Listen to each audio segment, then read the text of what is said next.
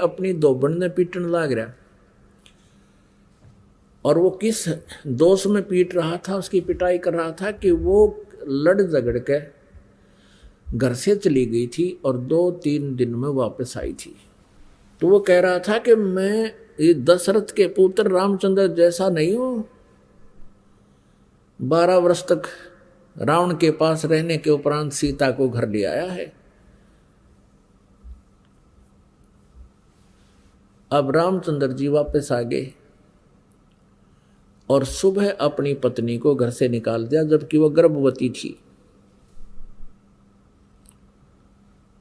अपने आत्माओं, हम इनको मर्यादा पुरुषोत्तम कहें और बड़े अच्छे न्यायकारी कहें। यू के न्याय किया उस राजा ने एक गर्भवती स्त्री को, और जबकि परीक्षा लेकर आया, उसने अपना कॉन्फिडेंस क्या रहा समाज के सामने। समाज तक पता नहीं क्या क्या कहेगा कल ने, अपना विवेक कहाँ गया उनका। और हजारों आदमियों के सामने उसने परीक्षा ली थी सीता जी की, अग्नि में नहीं जली थी वो, और सबको पता था, सबने बता दिया था ऐसे ऐसे माता निष्कलंक है। और फिर अपनी क्रियाओं पर विश्वास नहीं हुआ और एक गर्भवती लड़की को, अपनी पत्नी को बाहर निकाल दिया। और कारण क्या बताया कि मैं लोगों की दंत ये व्यंग नहीं सहन कर सकता। फिर कल ना कोई किसी और के बारे में कह देगा, कोई परसों माँ के बारे में कह देगा, उनको भी निकाल देना। अरे अपना कॉन्फिडेंस हो राजा का, लोगों के कहने से क्रिया करता है तो राजा ठीक नहीं है। तो पुण्यात्माओं, घर से निकली थी सीता और कलेजा धड़का मारा। अब कैसे उसने अपना जीवन निर्वाह किया होगा, कहाँ कहाँ गई होगी, कि ना जाने किस प्रकार के दुष्ट लोग जंगलों में रहते होंगे, कैसे परेशान करने की चेष्टा की होगी। चल ना भी हुई हो, लेकिन एक सोचा जा सकता है। और रहम नहीं भगवान के, और उसको हम भगवान कहा करते। सम्मन ने अपने पुत्र से ये कहा कि बेटा समाज की नहीं सुना करते, हमने अपने गुरुदेव की बातों पर विश्वास होना चाहिए, उनके प्रतिक्रिया पर विश्वास हो बेटा। इतनी कुछ चर्चा वो कर ही रहे थे आपस में। इतने में वो तीनों परमात्मा कबीर देव जी और दोनों उनके शिष्य बाहर एक थोड़ी सी दूरी पर एक छोटा सा छप्पर डाल रखा था मेन गेट का, उसके बीच में था उनका मेन गेट। और पीछे वो बातें कर रहे थे, उससे बीच में आंगन था और पीछे एक झोपड़ा और डाल रखा था, और उसमें बैठे वो बातें कर रहे थे। आवाज लगाई परमेश्वर ने कि भाई कोई है घर पे। अब नेकी ने कहा कि बाहर ऐसा लगता है जैसे गुरुदेव जी बोले हों। अब सम्मन कहने लगा कि आप चर्चा कर रहे हैं ना भगवान की, इसलिए हमें हमारे कान बाज रहे हैं। परमात्मा यहाँ कैसे आ सकते हैं इतनी दूर। तो थोड़ी देर में फिर आवाज लगाई कि अभी सम्मन है क्या घर पे। अब फिर तो उनकी तीनों की एकदम उधर ही नजर गई, सामने देखा परमात्मा गेट के बाहर खड़े हैं। तीनों भाग गए नंगे पैरों, और यूं खड़े होकर तीनों मुंह की तरफ देख रहे हैं कि हम सौपन तो नहीं देख रहे हैं, सचमुच परमात्मा यहाँ आगे हैं क्या। आंखें मल रहे हैं, आंखों में आंसू आने लगी है। अब ये कहना भी भूल गए, कहा जो अंदर प्रवेश करो गुरुदेव। तब कमाल ने कहा कि गुरु जी को यहीं खड़ा रखोगे क्या, अंदर भी तो लेकर जाने की कहो। तब उनकी वो एकदम सपना सा टूटा कि आ जाओ भगवान, अंदर आ जाओ।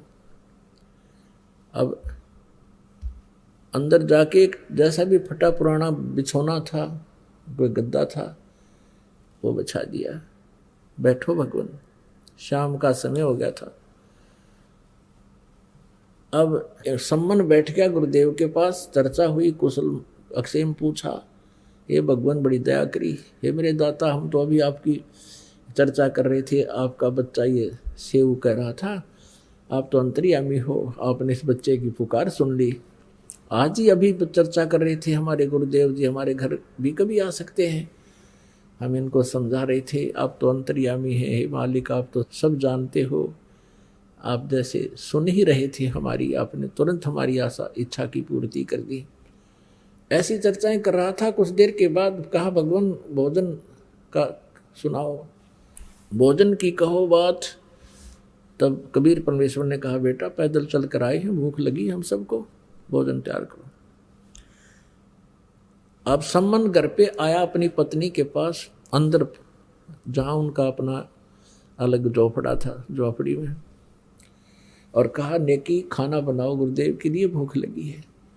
अब नेकी ने कहा कि हमारे अपने घर पे आज एक अन्न का दाना भी नहीं है और नहीं आटा है। अब सम्मन ने कहा कि जाओ किसी से उधारा ले आओ। नेकी कहती है, मैं कई घरों में गई थी और उनसे मैंने प्रार्थना की है कि आज हमें आटा उधारा दे दो, लेकिन कोई नहीं दे रहा है। मैंने उनसे बता दिया हमारे गुरुजी आए हैं और हमने भोजन बनाना है, आटा दे दो, उधारा दे दो। अब सभी क्या कह रहे हैं, व्यंग कर रहे हैं उनके साथ मजाक कर रहे हैं, तान्ने मारे हैं कि तुम्हारे तो भगवान है ना, तुम्हारे गुरुजी, उन्होंने तो सिकंदर लोधी का रोग ठीक कर दिया, उन्होंने तो कमाल को जीवित कर दिया, कमाली को जीवित कर दिया है, और रामानंद जी को जीवित कर दिया। तो क्या तुम्हारे घर पर वो आटा नहीं पैदा कर सकते? यानी ये जानकर और करड़े हो गए, किसी ने आटा नहीं डाला। हालांकि पहले मना नहीं करते थे, आपस में लेन देन हो जाता है, उस दिन तो उधारा भी नहीं दिया। अब सम्मन से नेकी ने कहा कि कोई भी उधारा नहीं दे रहा है। तो सम्मन ने कहा कि ला तेरी चूंदड़ी दे दे, तेरा ये चीर दे दे जो उसने ओढ़ रखा था, इसको गिरवी रख कर आटा ले आऊंगा। नेकी ने कहा कि ये फटा हुआ है 2-3 जगह से, मैं ये भी लेकर गई थी किसी के पास कि मेरा चीर गिरवी रख लो और 3 सेर आटा दे दो। किसी ने नहीं दिया कि फटा पड़ा है। अब सम्मन एकदम कलेजा पकड़ कर बैठ गया जमीन पर, हे भगवान आज क्या बनी, पहली बार परमात्मा आए हमारे घर पे और आज हम इनको आहार नहीं करा सकते।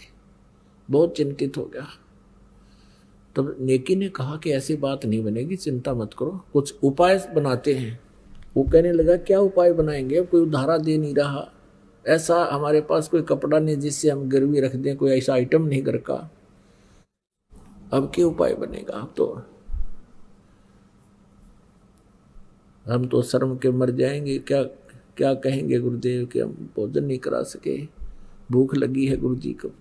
तो नेकी ने कहा कि आप ऐसा करो, रात्रि के समय चोरी कर लाओ 3 सेर आटा और गुरुदेव को और तथा इन भक्तों को खाना खिला देंगे वक्त से। अब कहो गुरुदेव को कि विश्राम करें, ज्ञान ध्यान कर लें और सुबह वक्त से भोजन बनाएंगे, ये समझ जाएंगे। तो सम्मन कहने लगा, चोरी करके लाएंगे, ठीक है कोई बात नहीं। तो लड़का सुन रहा था सेव, वो कहने लगा, माता जी गुरुजी भी बताते हैं और आप भी कहा करते हो कि चोरी करना महापाप होता है, और आज हम चोरी करेंगे, हमारा तो भक्ति का नाश हो जाएगा, चोरी महापाप होती है। तब नेकी ने कहा, बेटा चोरी को दान कर देंगे हम, वो पाप नहीं कल्याण का कारण होगा। तो सेव ने कहा, माता चोरी तो चोरी ही होती है, दान कर दे चाहे ना कर दे, चोरी तो चोरी ही कहलाता है। चोर के मन में जब दोष आता है तभी तो चोरी करता है।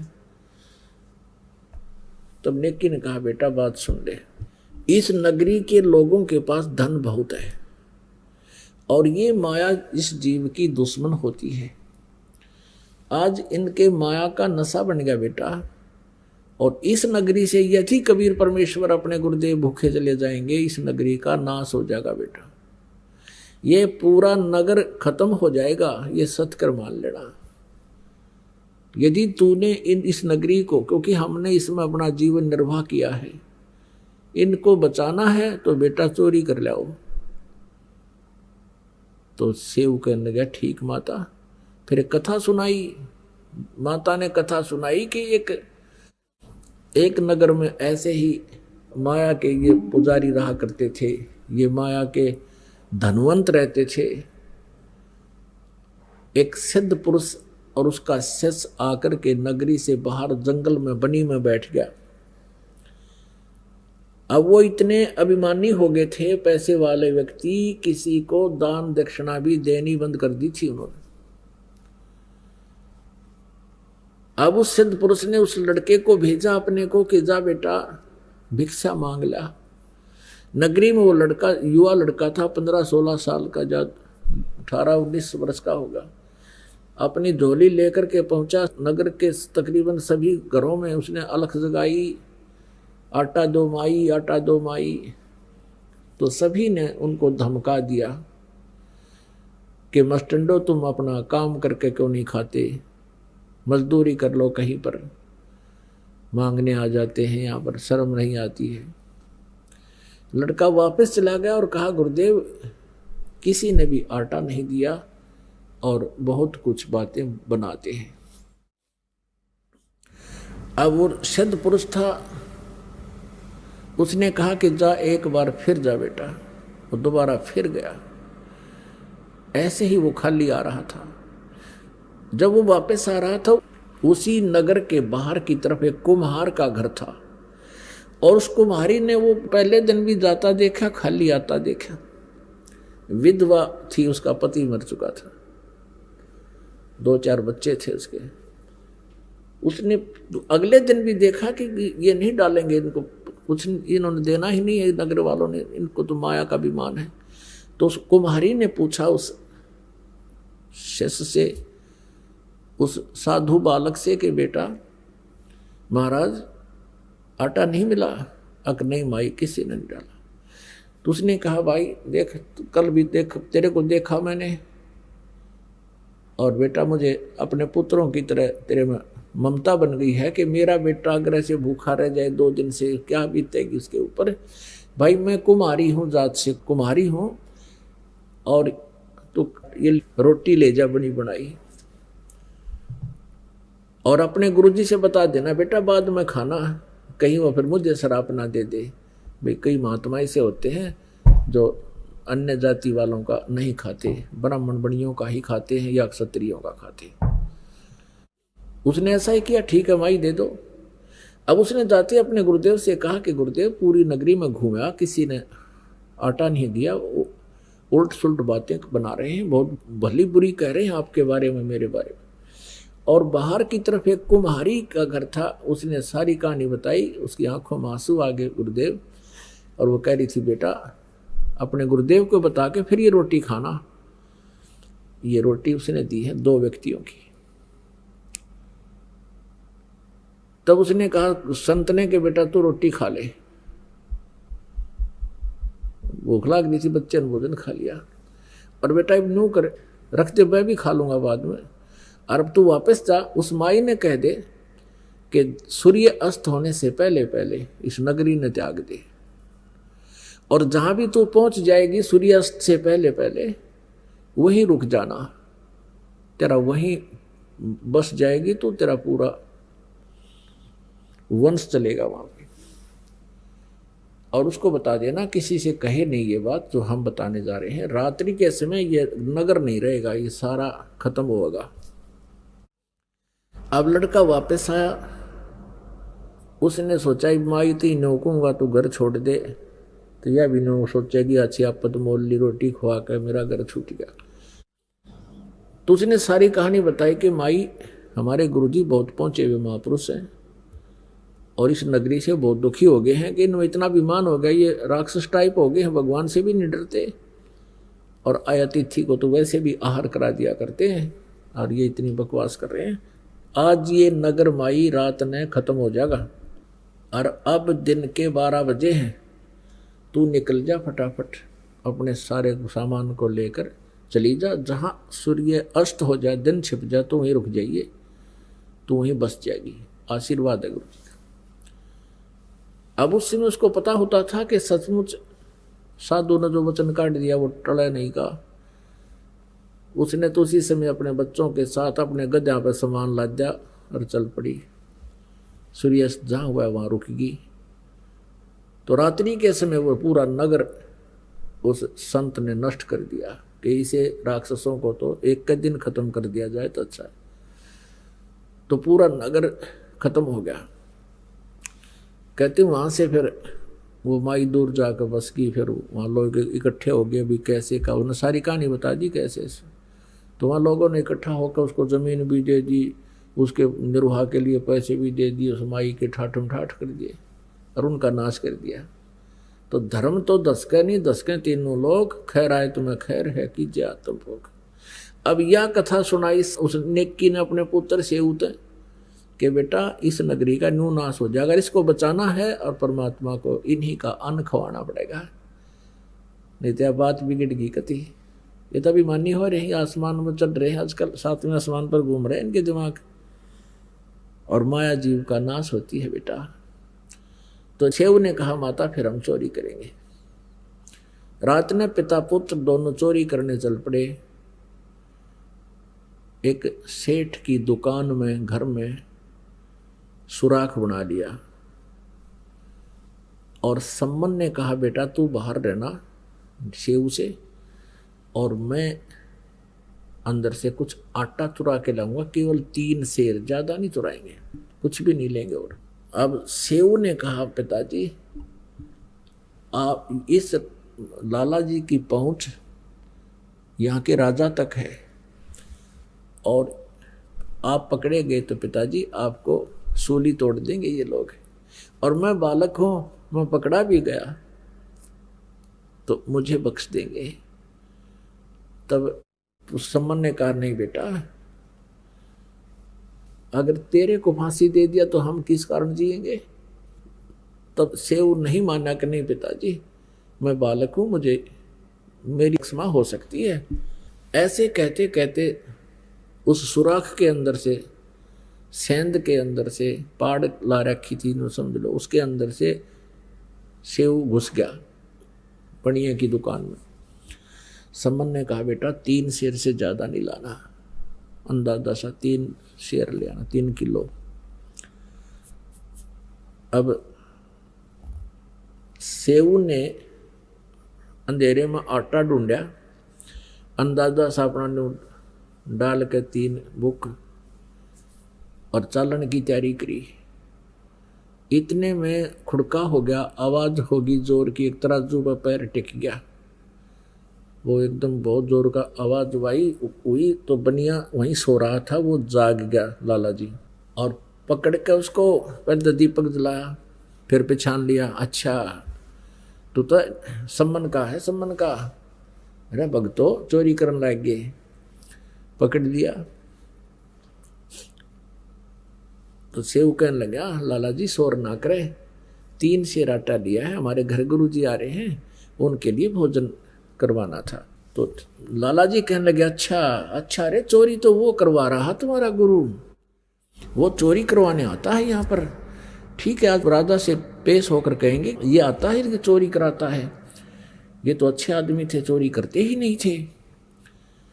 अब सम्मन भी सुना इस आवाज ने, सेव भी सुन गया। उन्होंने सोचा भाई जुल्म हो गया, गुरुदेव को आहार तक करा नहीं सके, अब ये सुबह गुरुदेव की बेइज्जती करेंगे ये लोग, राजा के पास पेश करेंगे और ना जाने के सजा दिवाएंगे। जब लाला जी ने उसको पकड़ना चाहा सेव को, उसने कपड़े में बांध रखा था और 3 सेर आटा उस सुराख में से बाहर फेंक दिया और कहा पिताजी मैं तो पकड़ लिया लाला जी ने, और आप ले जाओ इसको, गुरुदेव को भोजन करा के शीघ्र रवाना कर देना। अब सम्मन लेकर के उस आटे को घर पे आ गया। नेकी ने पूछा पुत्र कहाँ है, सारी कहानी बताई कि लाला जी ने पकड़ लिया और हो सकता है कल वो गुरुदेव को भी पकड़ के राजा के पास पेश करेंगे। और कह रहा था वो लाला जी कि चोरी तो इनके गुरु कराते हैं, ये तो ठीक आदमी थे, कभी चोरी करते नहीं थे, अपना मेहनत करके खाते थे, और कल राजा के पास जाकर के उसको इनके गुरु को सबक सिखाएंगे। नेकी कहने लगी तू वापस जाओ और लड़के का सिर काट लिया, किसी तरह बका बकू का एक बाहर गर्दन निकाल ले और चाहे इतने अंदर घुस के काटना पड़ो, उस बच्चे का सिर काट दे, नहीं तो बात बिगड़ जाएगी। कल बच्चे को पहचान लेंगे और सारी बात बिगड़ेगी। अब सम्मन लेकर हाथ में करद इतनी लंबा चक्कू और पहुंच गया। उधर से शिव के मन में भी यही प्रेरणा थी, है भगवान मेरा पिताजी मेरा सिर काट ले जा किसी तरह। और लाला जी फिर डर जाएगा, कहीं जिक्र नहीं करेगा, कहीं नहीं बताएगा। अब सम्मन जब आया, सम्मन ने कहा कि बेटा सेऊ, दो बात जरूरी करनी है, एक आवश्यक बातें करनी है। एक बार तू सिर निकाल ले इस सुराख से बाहर, फिर तो हम नहीं मिल पाएंगे बेटा, तुझे पकड़ा देंगे ये पुलिस को, फिर पिता पुत्र को मिलने नहीं देंगे ये लोग। दो बात तेरे कान में बताऊंगा। उधर से सेऊ ने कहा लाला जी मेरा पिताजी आया हुआ बाहर, कोई जरूरी काम बताना चाहता है, एक बार मुझे छोड़ दो। सेठ बोला तू भाग जाएगा, ऐसे कैसे छोड़ दो, तू भाग जाएगा। उसने कहा नहीं भागूंगा मैं, कि नहीं कोई विश्वास नहीं। अब सेऊ ने कहा कि आप मेरे पैर का रस्सा बांध दो, इतना लूज कर दो, इतना ढीला छोड़ दो कि मैं केवल गर्दन बाहर निकाल लूं, बिल्कुल फ्री ना करो। अब लाला जी ने सोचा भाई के हो गया, 3 शेर चूनने तो ले गए हैं बेचारे, ढीला बांध दिया, रस्सा थाम के बांध रखा था और कर दिया ढीला, ले बतला ले। उन्हें सिर बाहर निकाला। जब बाहर सिर निकाल लिया तो सेऊ बाट इंतजार कर रहा है कि पिताजी कोई बात कहे, लेकिन बाप था हाथ पीछे का पीछे रहेगा, वो कर्द छुपा रखी थी, तलवार छुपा रखी थी। तब उस लड़के ने कहा 12-13 वर्ष के बच्चे ने कि पिताजी मेरी गर्दन काट ले जाओ, यदि आप मेरे बाप हो तो मेरी गर्दन काट ले जाओ। इतना कहते ही सम्मन में भी करंट सा आ गया और बेटे की गर्दन काट के शीश न उठा ले गया। नेकी बोली इसको ताक में रख दे, यानी अलमारी के एक हिस्से में, और फिर कहा कि अब तू फिर वापस जा। नेकी बोली तू वापस जा, लाला जी उस बच्चे के शरीर को अपने घर नहीं रखेगा कि तो बाहर फेंका होगा, वो इस डर से कि कहीं तेरे ऊपर कत्ल का केस ना लगा देंगे। अब लाला जी ने देखा कि तो लड़के की हत्या होगी, तेरा नाम मंडा जाएगा, तू मर गया। उसने बच्चे का पकड़ी बाजू और घसीट ले गया रात में।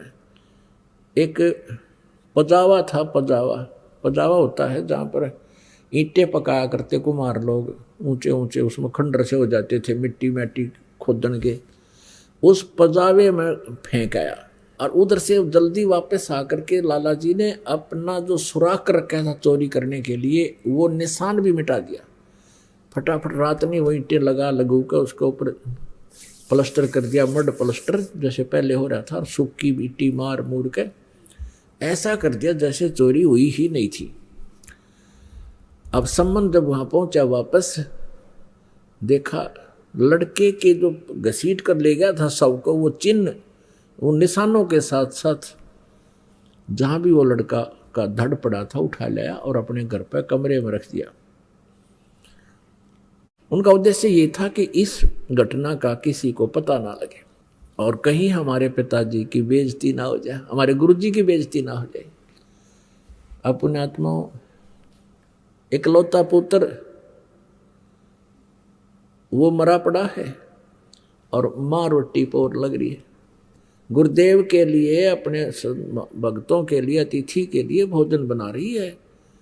और सम्मन ने कहा था रोइए मत ना, रोगे तो गुरुजी को पता लग जाएगा, फिर वो भोजन नहीं खाएंगे, भूखे हैं कल के। तो नेकी भी कहने लगी मैं बिल्कुल नहीं रोऊंगी, गुरुजी फिर भोजन नहीं करेंगे, मुझे भी पता है।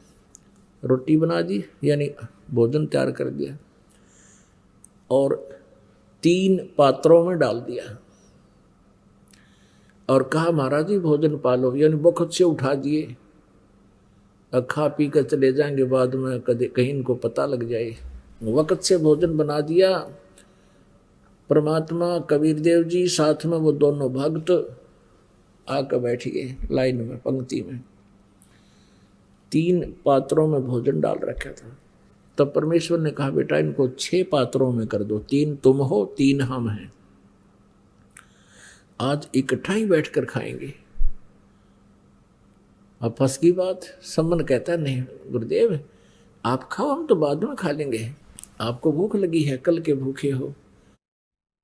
परमात्मा बोले भाई नहीं, जो मैं कहूं वैसे करो। उन्होंने 5 पात्रों में डाल दिया।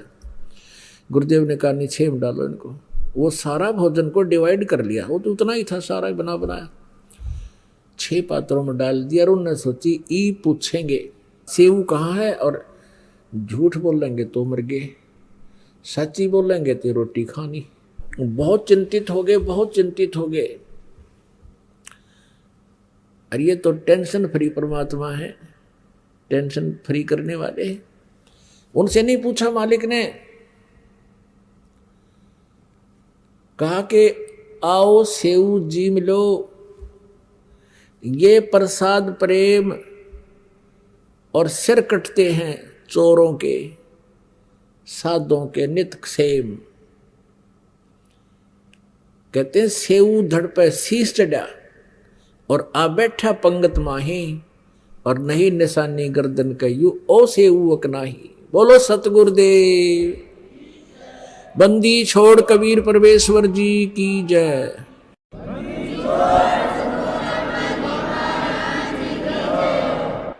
और माता पिता ऐसे देख रहे हैं, निशान ढूंढ रहे हैं बच्चे गए। उठ कर गए, जाकर देख का है धड़ कहीं वहां तो नहीं है, ना धड़ देखा नहीं है, ताक में शीश देखा अलमारी में नहीं है, वहां रक्त के छींटे लगे पड़े हैं। तो पुण्यात्माओं केवल एक लक्षण से, केवल एक लक्षण से भगवान की पहचान नहीं होती। अब हमने सिर्फ श्री कृष्ण जी को एक चमत्कार से के मोर ध्वज राजा के पुत्र ताम्र ध्वज को आरे से 2 फाड़ खवा के मृत हो गया था, उसको जीवित कर दिया। हमने उसको परमात्मा की संज्ञा में ले लिया और आज तक गुणगान किए जा रहे। और ये परमात्मा का इतिहास, उनकी जीवन लीलाएं में भरी पड़ी हैं, इनको क्यों नहीं हमने स्वीकारा? क्योंकि परमात्मा से परिचित नहीं था कोई। जो महापुरुष परमात्मा से परिचित हुए उनकी भी किसी ने नहीं मानी,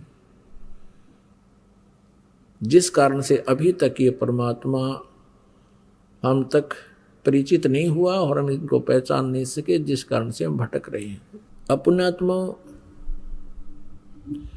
दूसरा लक्षण भगवान का क्या बताया है कि जैसे भगवान निर्धन को धनवान बना दे, रंक को राजा बना दे, इसके लिए श्री कृष्ण जी को किस लिए हमने भगवान माना था कि विपर सुदामा का एक मकान बना दिया था।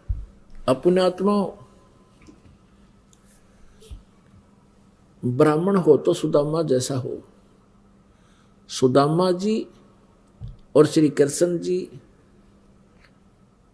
ये क्लास फेलो थे,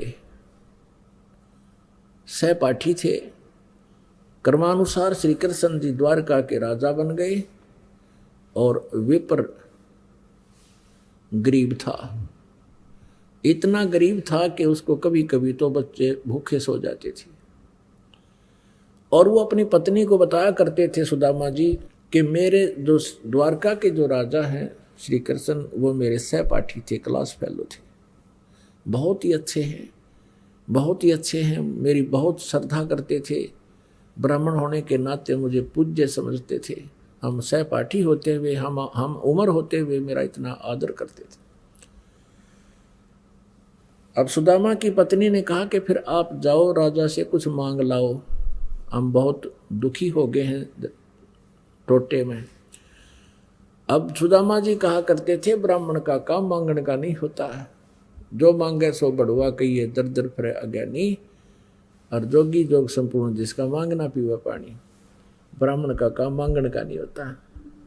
हम अपनी कथा कहानी कह करके बेशक थोड़ी बहुत दक्षिणा ले सकते हैं, मांगेंगे नहीं, कोई अपनी सब इच्छा से दे तो सुदामा जी भ्रमित नहीं किया करते थे जनता को, सत्य कथा जितना उनको ज्ञान था उतना ही बताते थे। तो जनता का एक स्वभाव है कि जब तक उनको कोई पाखंड ज्यादा ना दिखावे उसके साथ नहीं लगते। तो सुदामा जी की स्थिति घनी गिर गई, बिल्कुल बहुत बुरा हाल हो गया। पत्नी के बहुत बार कहने के उपरांत सुदामा जी ने सोचा या रोज लड़े हैं, चल आज एक चक्कर लगा आता हूँ।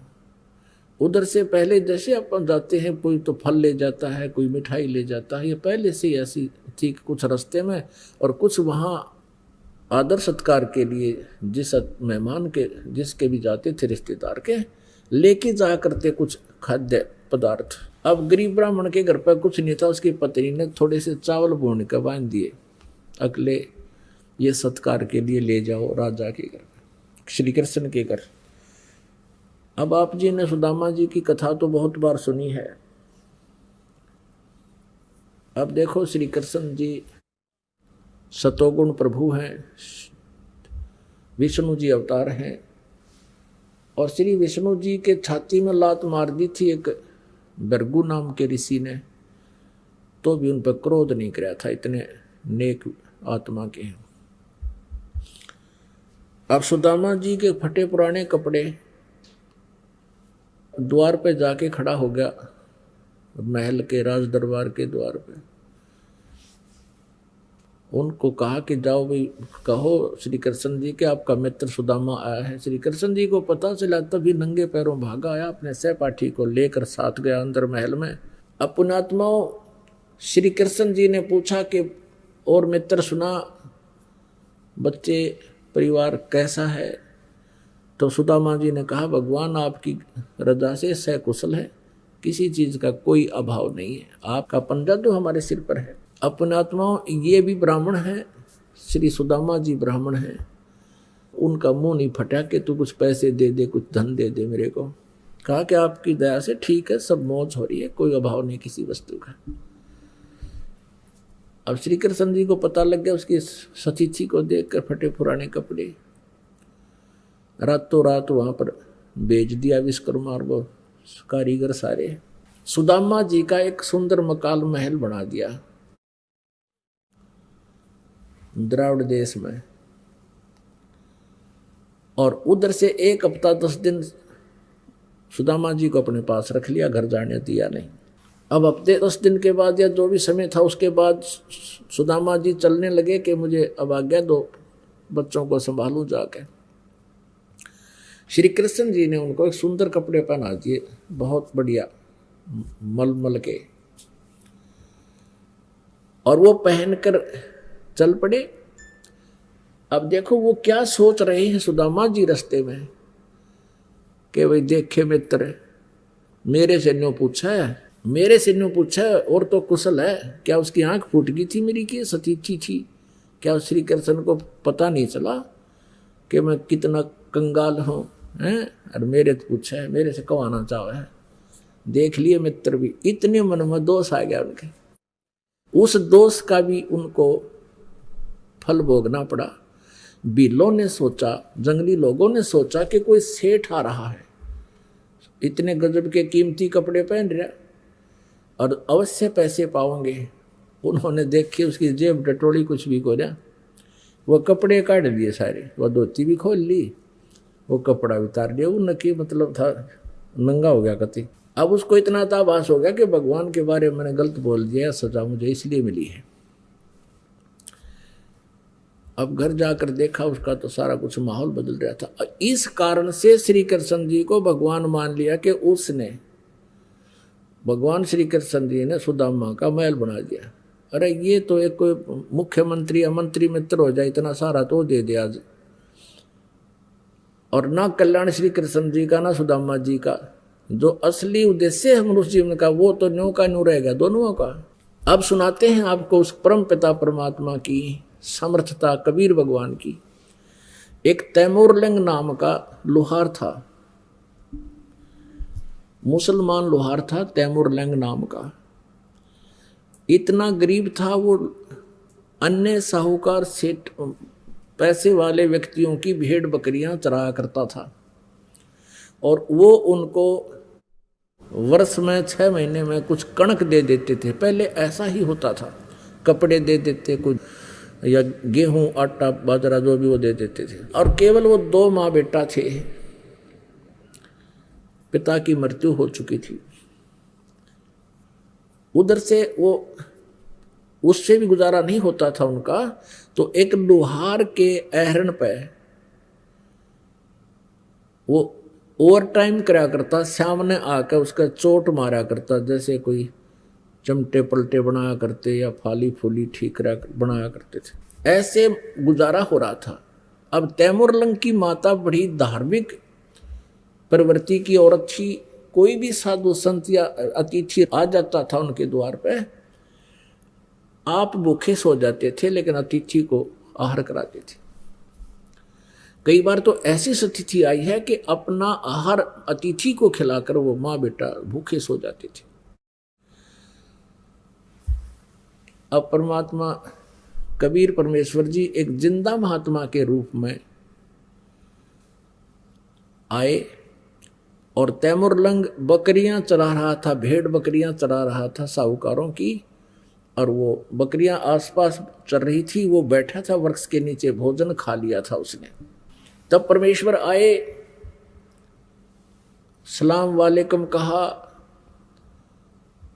अब तैमूरलंग ने उसका प्रति उत्तर दिया और कहा, भगवान अतिथि को, क्योंकि स्वभाव था उनका माँ बेटिया का, अतिथि को भोजन की अवश्य पूछते थे राह चलते को। तो परमेश्वर से कहा उसने, तैमूरलंग ने, कि बाबा भोजन पाओगे?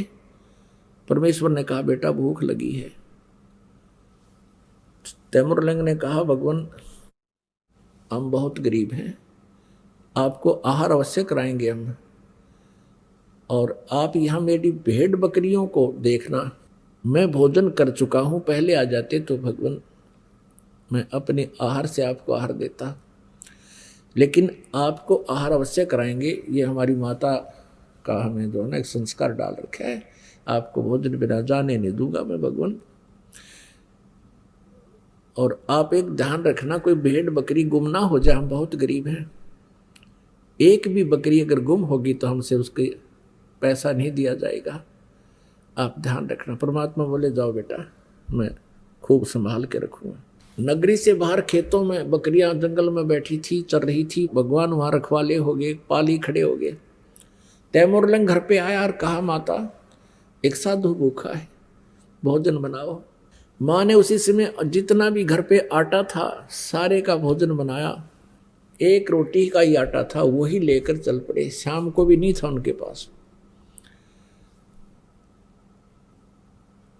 और माँ ने कहा, बेटा मैं दर्शन भी कराऊंगी और साथ चलूंगी। लोटा पानी का ले लिया, जल का, और रोटी लेकर चल पड़े। अब वो आई, आके कहा, महाराज भोजन खा लो। रोटी रख दी। अब परमात्मा खाना खाने लगे। माई ने कम से कम 4-5 बार प्रार्थना करी, भगवान हम गरीब बहुत हैं।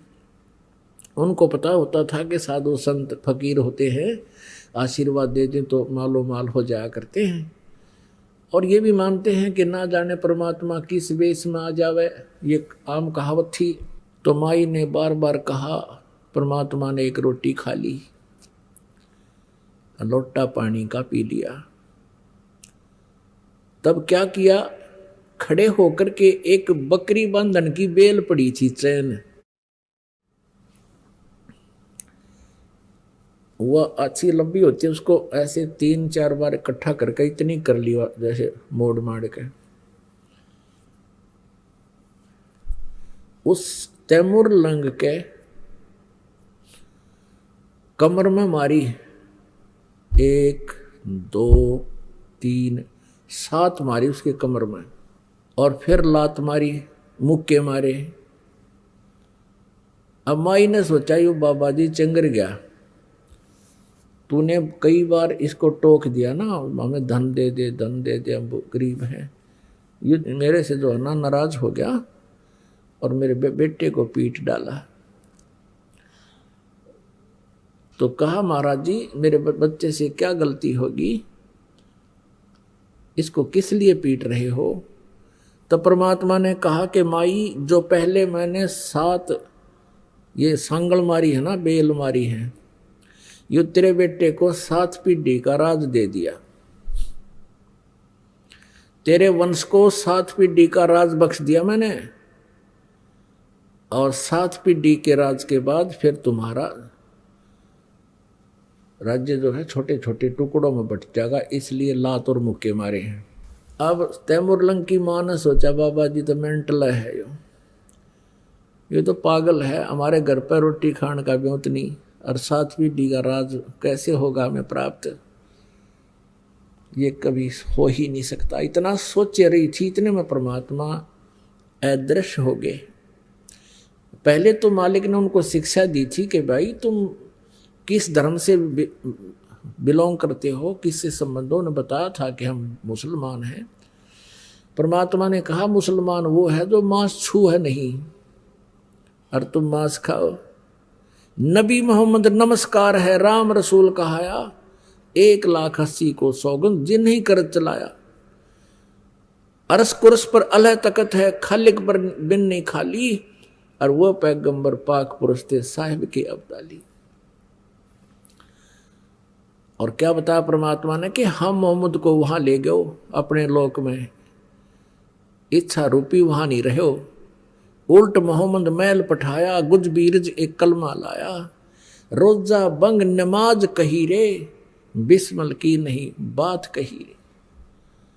ये जो तुम गौ मारते हो, बकरे काट कर खाते हो, ये आदेश नहीं है तुम्हारे हजरत मोहम्मद का, उसने तो रोजा बंग और नमाज यही कहने करने को कहा था, अब तुम ये गलत कर रहे हो। और परमात्मा ने कहा था कि नाम लो तुम दोनों जने, मैं उपदेश मंत्र दूंगा, मंत्र करना और तुम माला माल हो जाओगे, ये कौन सी बात है। लेकिन मांस नहीं खाओगे, कोई जीव हिंसा नहीं करोगे। अब उन्होंने सोची भाई किसी तरह हमारा गुजारा हो जाए, और ये सारी यहाँ भर ली थी, नाम ले लिया था, तो परमात्मा ने रोटी खाई थी, और खाना खा कर फिर मारी उसका लात और गुस्से सांकड़। फिर महाराज ने परमात्मा ने कहा कि तेरे बेटे को 7 पीढ़ी का राज दे दिया। अब वो बुढ़िया का गले नहीं उतरे, क्या सारी झूठ बोल रहे थे। जब वो अंतर ध्यान हो गए तब वो दोनों माँ बेटा कहे तो भगवान थे। और बेटा का माँ मेरा एक भी नहीं लगी, मेरे तो कति दर्द नाम का चीज नहीं, मेरा कोई महसूस नहीं हो रहा था, मैं मजाक कर रही थी भगवंत। दोनों रो माँ बेटा कि हमने तो गलत बोल दिया, ये तो भगवान थे, अल्लाह की जात थे, कोई फरिश्ता थे। क्योंकि हम अल्लाह मानते नहीं ना, वो कहते भगवान आकार में आता ही नहीं। जैसी भी उनकी ओड़ी बोड़ी सोच थी उस आधार से अपना संतुष्ट हुए, माँ घर न आएगी। अब क्या हुआ, कुछ दिन के बाद रात्रि में स्वप्न आया तैमूरलंग को, परमात्मा वही जिंदा रूप में दिखाई दी और कहा बेटा जिस अहरण पर शाम के समय जो तू सेवा करता है जिस लोहार के घर पे, अच्छा उस दिन उस तैमूरलंग जब चोटें मार रहा था अहरण के ऊपर गणते लोहे को सीधा कर रहा था लोहार, तो अहरण के पास चींटियों का बिल था, थोड़ी सी दूरी पे 5-4 फुट की दूरी पे, और उसमें से इतनी चींटियां निकलाई बहुत गनी, आसपास में काली जमीन होगी। और वो क्या सोच रहा था कि या अल्लाह तेरी लीला तू ही जाने, एक सीख जितने बिल में ये करोड़ों चींटियां कैसे समा रही हैं। वो काफी प्रभावित सा हुआ उस दृश्य से। तो रात्रि के समय परमेश्वर जब आए उसी रूप में, जिंदा वाले रूप में, स्वप्न में उसको कहा बेटा तैमूरलंग जहां तूने आज शाम को चींटियां देखी थी, वो बिल देखा था, वहां बहुत सारा खजाना है, उस अहरण को तू मोल ले ले, अहरण के स्थान को। वो ऐसा 20-30-50 फुट की जगह थी और 50 गज जगह होगी। कहने लगे तू उसको मोल ले ले और उसके नीचे खजाना है, एकदम प्रकट ना करना, पहले कुछ बकरियां ले आना फिर बेच देना, फिर घोड़े ले आना बेच देना, ऐसे लोग समझेंगे कि इसने व्यवसाय में जो है ना वृद्धि होगी, ऐसे करना। सपने में बतला रहे हैं परमात्मा से कि भगवान हमारे पास तो पैसा ही नहीं है, वो अहर नाला हमें देगा ही नहीं। तब परमेश्वर ने कहा कि ये मेरा काम है, तू प्रार्थना करना। अब कहते करे करावे साइया मन में लहर उठा, दादो से दरजीव के आप बगल हो जा। जब परमात्मा ने कुछ करना होता दोनों तरफ पहुंच जाते हैं। उधर से उस अहरन वाले के मन में कई दिन से ये आ रही थी कि ये स्थान थोड़ा है, बाहर मेरा प्लाट पड़ा है थोड़ी सी दूरी पर, गांव से दूसरी साइड में, और यदि कोई इसको मोल ले ले तो मैं वहां अपना अहरन डाल लूँ। प्रबल इच्छा हो रही इसके। तैमूर लंग ने प्रार्थना कर, सुबह उठ कर उसने अपनी माँ से कहा कि माँ आज महात्मा जी दिखाई दिए थे, वो फक्कड़ फकीर दिखाई दिए थे स्वप्न में। उसकी माँ ने कहा बेटा स्वप्न में मुझे भी दिखाई दिए थे, पर उन्होंने क्या कहा ये मुझे स्पष्ट याद नहीं रहा। वो कुछ बोल रहे थे पर मैं भूल गई सब।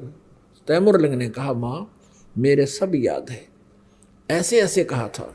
अब माता जी ने कहा ठीक से बेटा देख ले कोशिश करके। अब जो ही शाम के समय उसने जा करके अहरन के मालिक से कहा कि भाई मैं भी गरीब आदमी हूं, आप मुझे ये अहरन दे दो, कुछ 1 वर्ष के लिए उधार दे दो, मैं फिर पैसे दे दूंगा आपके, मुझे ये मैं भी अपना कोई गुजारा कर दूं छोटा मोटा काम करके। तो कहने लगा भाई मेरा फिर तुम कब पैसे दोगे, कब दोगे इसका? कहने लगा 1 वर्ष में दे दूंगा मैं। तो उसने कहा 1 वर्ष तक, जैसा भी समय रखा 6 महीने 1 वर्ष का, कि नहीं दिया तो फिर देख ले मैं वापस ले लूंगा, अखावे से वापस ले लेना। 2-4 दिन के अंदर उसने अपना वहां से सारा ले गया, अहरन भी छोड़ दिया वहीं पर। वो पुराना सा हो रहा था वो, और उसने अपना नया साजबाज जोड़ लिया दूसरे प्लाट में। माँ बेटा ने दोनों ने उसके चारों तरफ एक कच्ची दीवार बना ली, 3-3, 4-4 फुट की, 5-5, 6-6 फुट की, और देखा खोद गए उसमें सचमुच खजाना, हीरे पन्ने जवाहरात सोने की मोहरें मिली। अब उसने उसी तरह शुरू कर दिया। पहले घोड़े भेड़ बकरी लाया, वो बेच दी महंगी सस्ती जैसी, फिर घोड़े खरीद के लाया, वो बेच दिए, महंगे बिके थे सस्ते। तो आम जनता को तो न्यू होगी भाई तैमूर लंग का हाथ पकड़ लिया भगवान ने, इसको व्यापार में व्यवसाय में बहुत बेनिफिट होने लग गया।